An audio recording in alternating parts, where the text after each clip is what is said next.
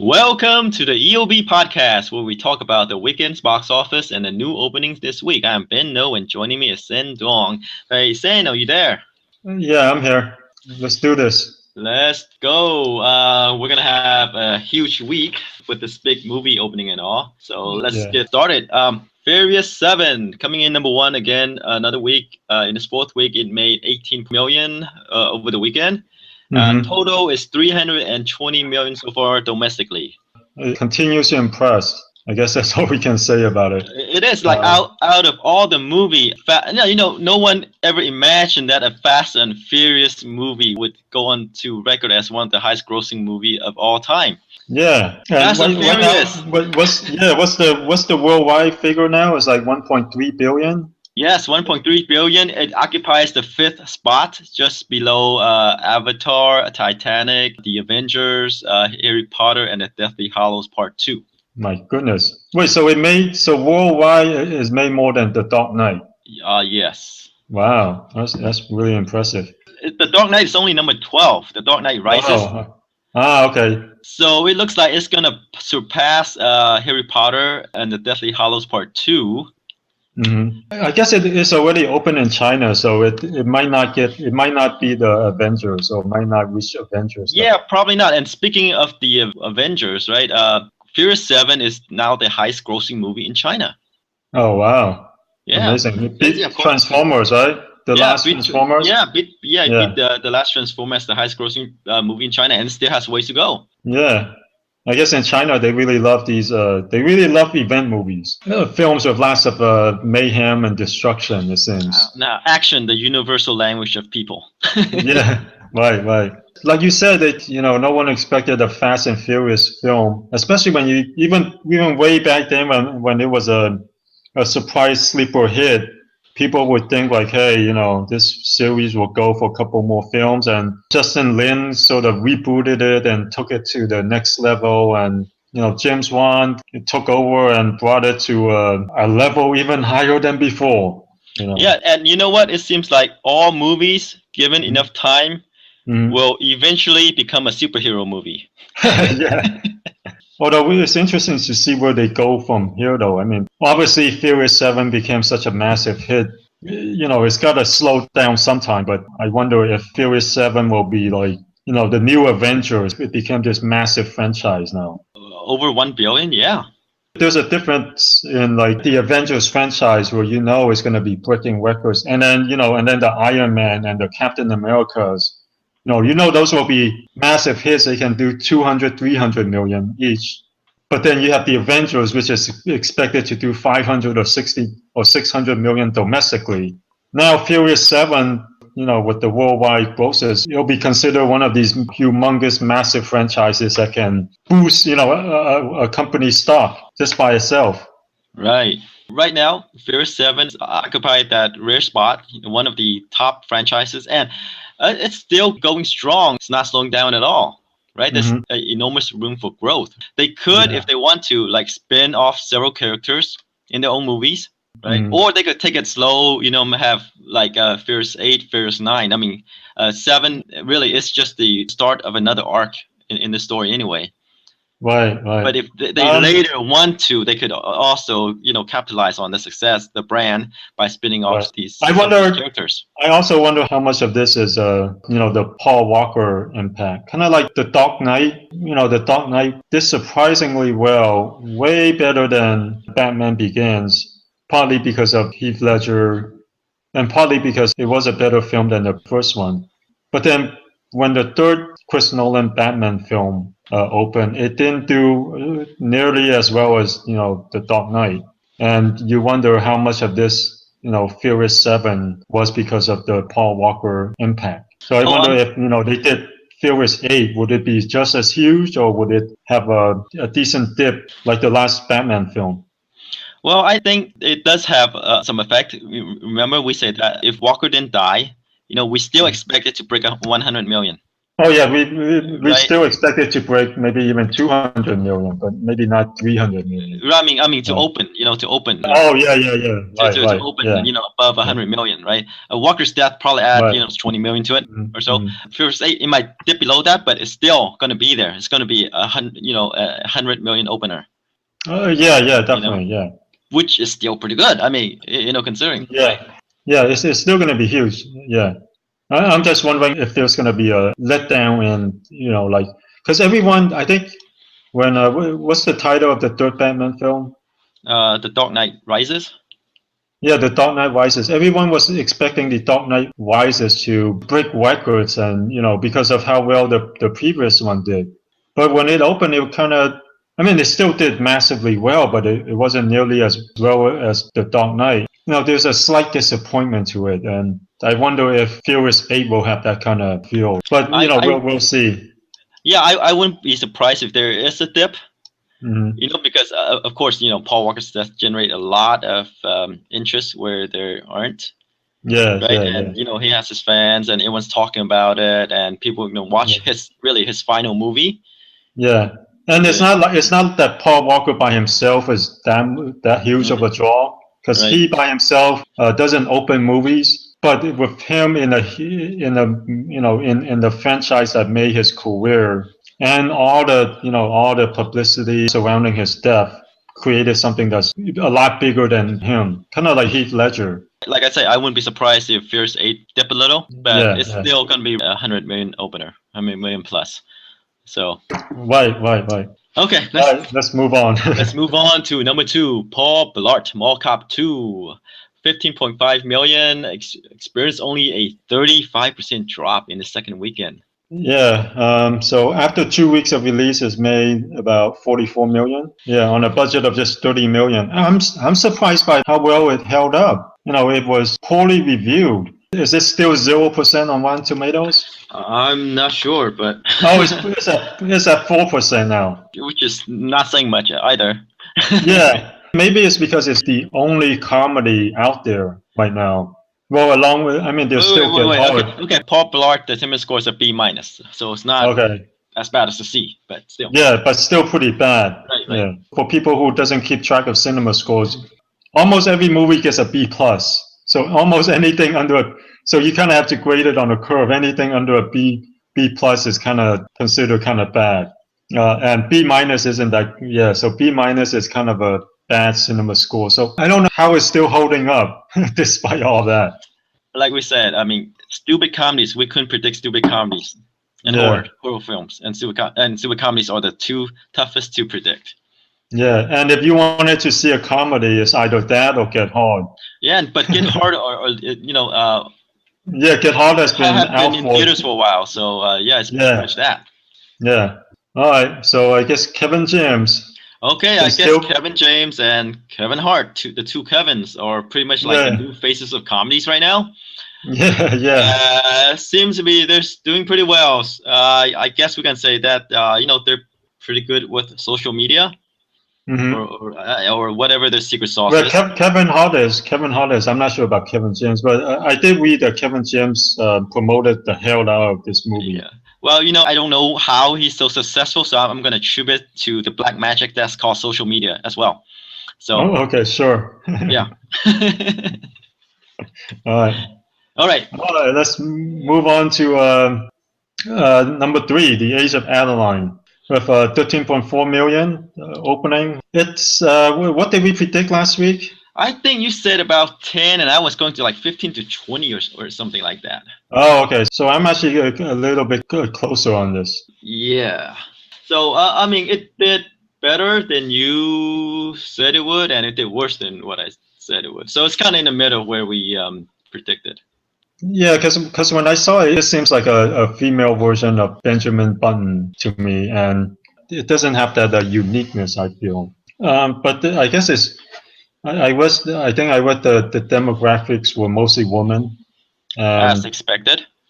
Yeah, as expected, and I guess like I think it was Box Office Guru who said it. It feels more like a Nicholas Sparks movie, and with The Longest Ride still in theaters, relatively recent, maybe it's cutting into his business. So maybe that's why it didn't open 15 to 20 and only did 13.4. It's possible. Interestingly, it opened to about the same as The Longest Ride. Yeah. It's interesting that between the two, between Furious 7 and Avengers 2, they opened two romances for the woman audience, and I guess both of them did all right. They're not spectacular. Although I would think the Age of Adaline probably has a bigger budget, right? It does. With The Longest Ride, you just need some open fields and a lake. This one, they Yeah. actually hired like a real cinematographer, lighting guys, costumes. You even have Harrison Ford. Yeah. So yeah, the budget's a tad higher. But should we move on? All right. Okay, let's go on to number 4, Home.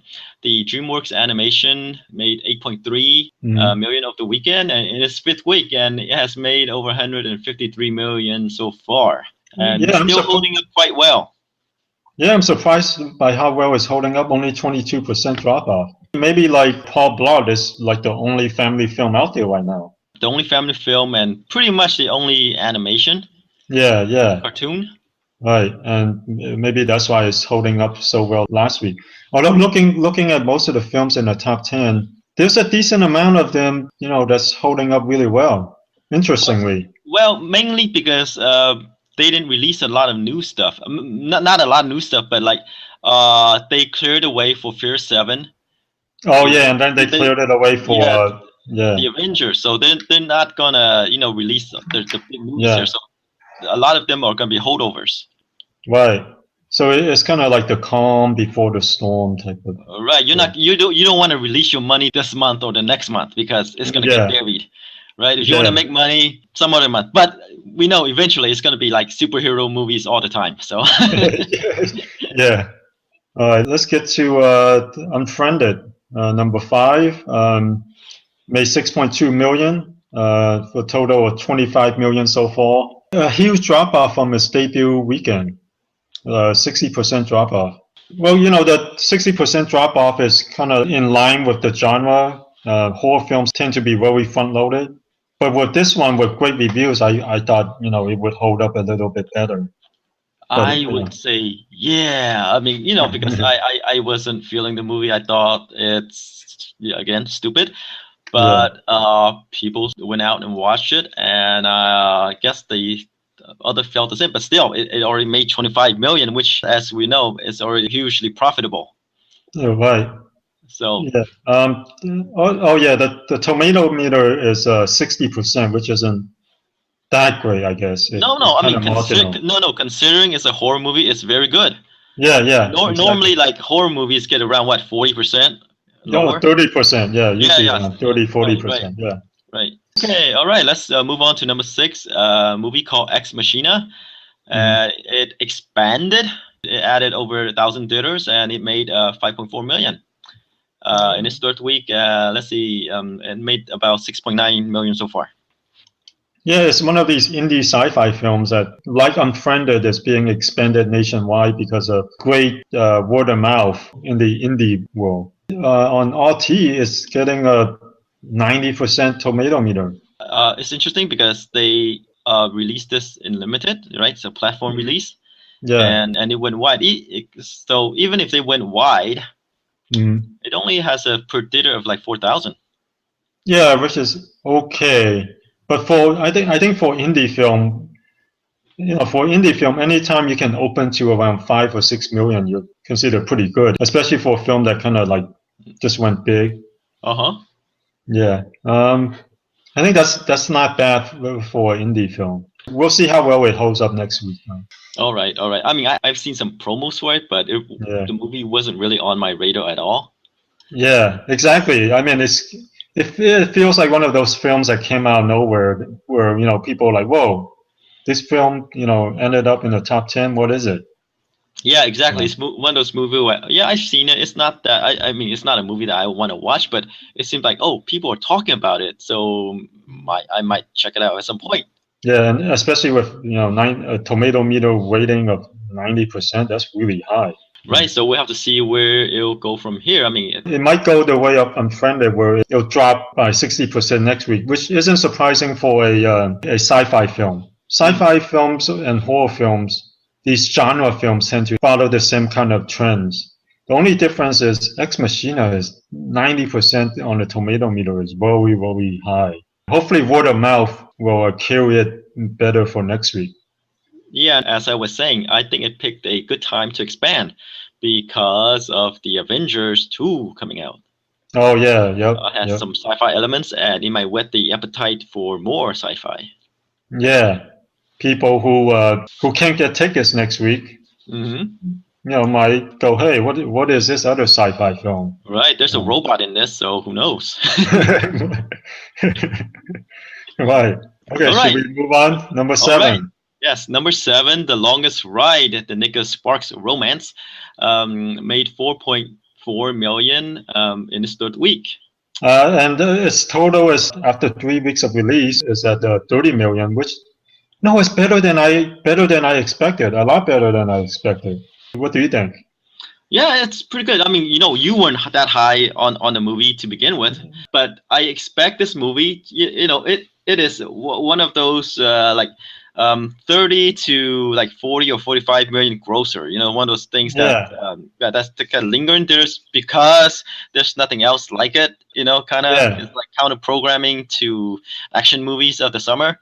Right, and it looks like it might get to. It'll probably fall in the 35 to 40 million range, which is way better than what I was expecting before it was released. Right, and the movie probably cost about 5 to make. Yeah, yep. Yeah, so the Nicholas Sparks brand is alive and well. Yeah, I don't think it's going anywhere. It's just that there's always room for this type of movie. When the budget gets higher, then no. Yeah. But as long as they keep it low, there's always a market for these kind of movies. Yeah, they might not pay, Channing Tatum 20 million, for instance. Or who knows, maybe they might. Maybe he'll take it to the next level like Dear John. Okay, we're done with The Longest Ride, right? Well, it is the longest ride, yeah. So. It is long. It's only in its third week, but it already seems like it's been there for a while. So. All right. Let's get hard. Number 8. 3.9 million, 21% drop off, and it's nearing 85 million in its 5th week. Like we said before with Home, films are holding up surprisingly well this weekend or last weekend. And Get Hard, I think on the second weekend it dropped off by a huge amount, like 60%, but since then it's held up pretty well. It looks like it'll probably get to 90 million, which isn't bad, especially since the budget is only 40 million. And for Kevin Hart, it's probably one of his higher grossing comedies, and for Will Ferrell, it's kind of in his mid-range area. Yeah, I mean, like Get Hard is nearing what Dumb and Dumber 2 made. Yeah, and it doesn't have the brand of Dumb and Dumber, and for it to make comparable amount is a qualified success already. Yeah. All right, let's move on to number 9, Monkey Kingdom. Again, just a 22% drop off. It made 3.5 million. In 2 weeks of release, it made about 10 million. And it's really well reviewed, 93% on the tomato meter. Well, this is one of those movies where they open low, right? It opened to about 4 million. And then it's the type of movie that stays in theaters. Because the interest is kind of there, it's kind of educational. It is kind of family film. So the drop off, it's not surprising that the drop off is not huge. Yeah, I'm curious to see how it does the following week. Will it continue to hold up as well, or is this just one of those weekends where a lot of films are just holding up well? Well, it depends on who the audience is. No, I would think that's a family audience. It is a family audience, but then again, like I say, there's this big black hole called the Avengers 2 coming out.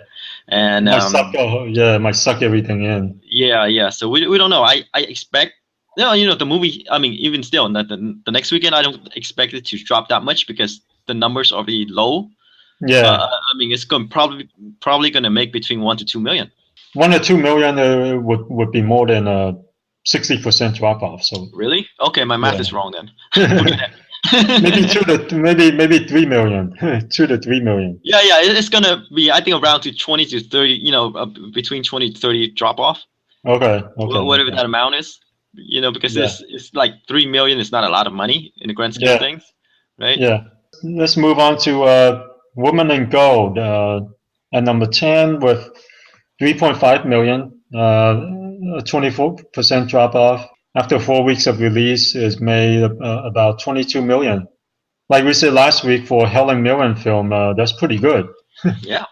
And like a lot of these films, it's an indie film that eventually expanded nationwide. And for these indie films, these figures, although aren't huge, they're considered pretty good. It is, and again, with these indie films, they're relatively cheap to make, so Yeah. it's already profitable. Yeah, that's it for the top 10. Although it looks like the Divergent series Insurgent is at number 11, and again, just a 25% drop off. It made 3 million, and the total is about 125 million. No, it's actually not bad considering the first film made 150, and this one looks like we'll see what the Avengers does to it. It looks like you'll at least do 130, which isn't too far off from 150. Hey, and Little Boy coming in number 13, one of the new releases last week, came in at 2.8. We thought it would do better at 5. Didn't it have a Christian theme? It does have a Christian theme, but it's only released in like about 1,000 theaters or so. Mm-hmm. So that's that limits it somewhat, but still, it's not a huge draw. Yeah, not a huge draw. Yeah. Okay, and then another film of note is Russell Crowe's The Water Diviner. Came in at number 14. It made about 1.2 million in 320 theaters. Which is just kind of so-so. It's okay. I mean, he directed it. He starred in it. I mean, there's Bond girl, Olga Kurylenko, Jai Courtney, produced by Brett Ratner. So there's some names behind this. Oh, Brett Ratner produced it? Yep, he executive produced, so he brought in the money. Right. But and still, the reviews are decent, 60%, not great, but kind of okay. Is it his directorial debut? No, I believe he directed some other ones. It might not be his directorial debut. Let me see. Let me do a quick look. It looks like it is his directorial debut. Oh, okay. Not a bad, not a bad outing. 60%. No, and he got some good actors with him, so like recognizable actors. So that's a plus. I mean, it might expand. I don't think that's good enough to expand. You might be right. It only has a predicted average of like 3,000 or like about 4,000. Yeah, 4,000, which is just kind of like okay. So yeah, okay. Not if it had like 20 to 30,000 per screen, then they would be like, oh, we gotta expand. But 4,000, I don't think they will. Right.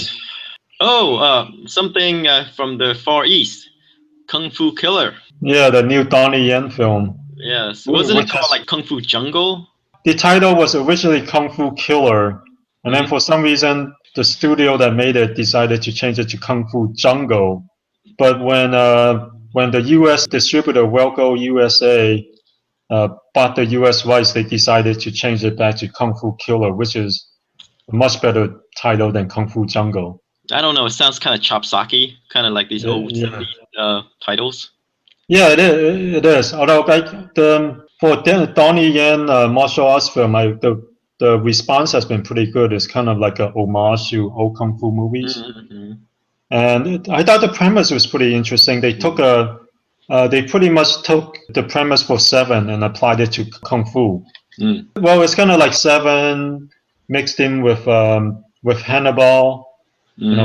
Silence of the Lambs, except it's for kung fu. So the premise is there's this martial arts master in Hong Kong, this is modern day, who goes and take out all these other martial artists. And there's a policeman played by Donnie Yen who was put in prison for accidentally killing someone. And to catch this serial killer of martial artists, they brought him back out, kind of like Hannibal, kind of like Silence of the Lambs. So I thought the premise was interesting.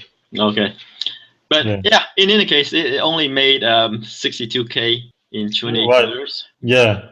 Let's move on to openings. Yeah. There's a little film opening this week called The Avengers, The Age of Ultron. How well do you think it's going to do? 5 million tops. What do you think? I'm going to add a couple more zeros to that. Oh, okay. Yeah, anyway, so the start of summer, really. If Fear 7 is not the start, this is really the start of summer. Yeah. May 1st, big release from Marvel, Disney, what have you. It's the second Avengers movie. It opened overseas and it already made over 200 million. Which, according to Box Office Mojo, is about 40% higher than the previous Avengers made in the same territories. Overseas is already doing a lot better than the previous film, which they record numbers. Yes, and to put things into context, right? The first movie had a 207 million opening.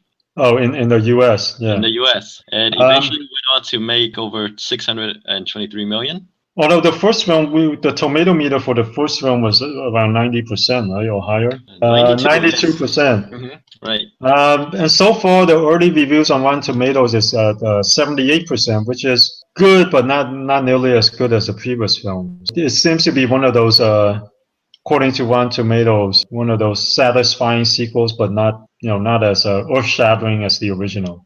But since the first film opened to 207 million, which was a record, right, and still the record. I'm not sure, but it's crazy. 207 million. I think it is the biggest opening of all time in the U.S. Yeah, because I'm not sure if that number is even possible. I mean, is there actually that many seats? You know? So now, what do you think? Do you think there's obviously a lot of goodwill generated by the Avengers? And usually with that kind of goodwill, the sequel tends to cash off on it, and it tends to do better. Yeah, I would think it would probably be around that amount or higher, right? But how could it be? I mean, assuming that all the seats are saturated. Yeah, there's an upper limit, right? Yeah, is there room for it to make more than 207 million? Right. I mean, you have to just stand in theaters instead of sitting down. I mean, you have to pack tight. Right. What some theaters might do is they'll just fill up their entire theater and give it like 20 screens instead of 10 screens. Right. I mean, like Fear 7, all the movies you won't be able to catch those in theaters this week. Yeah. Everything will be the Avengers Age of Ultron. Yeah. They might just clear out the theater, put every screen for it. But yeah, you're right though. Is there room for any more, or is 207 million the max capacity? It's not going to open less than 200 mil. Yeah, especially with all that goodwill from the first film. And there's a lot of goodwill generated by the individual films following the Avengers. Iron Man 3 did really well. Captain America did really well. Thor did really well. So there's all that build up too. Yeah, it's like you want to continue the story, you have to watch this. Yeah. The surprising thing is, especially with Captain America did way better than the previous film. And then the same thing with Thor, and same thing with Iron Man 3. So it's not like any of them were disappointments. Every one of them, I think each one of them, I don't know about Iron Man 3. Well, maybe that. Each one of them, the expectations were surpassed. And now there's the Avengers 2. So expectations are really high, and there's a lot of goodwill generated. Right. The Avenger movies is where kind of like all the different strands, the different storylines from all the different movies comes together. So what are you putting it at? Oh, okay. No, I don't know.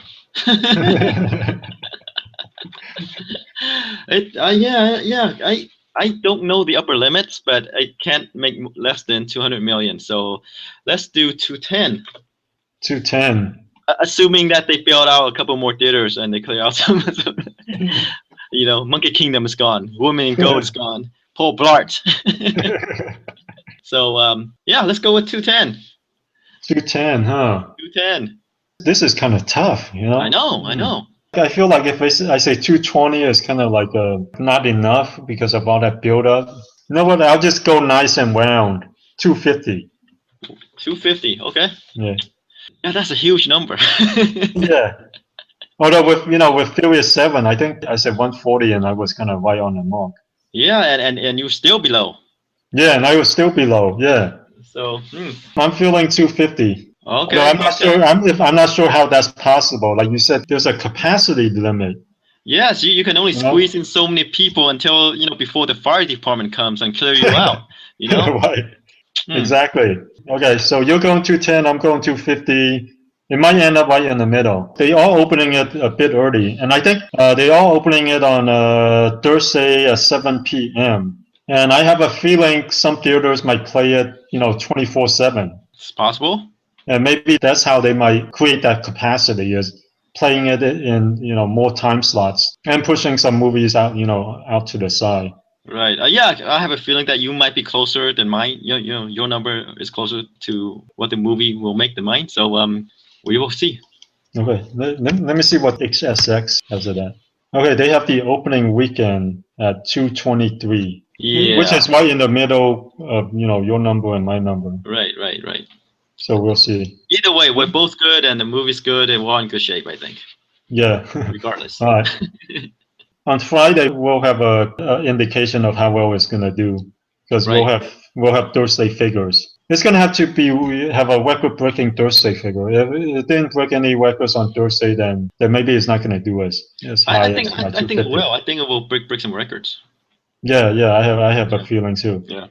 Okay, we'll see. All right. Then we will come back next week and see how we did. And see how many records are broken. Right.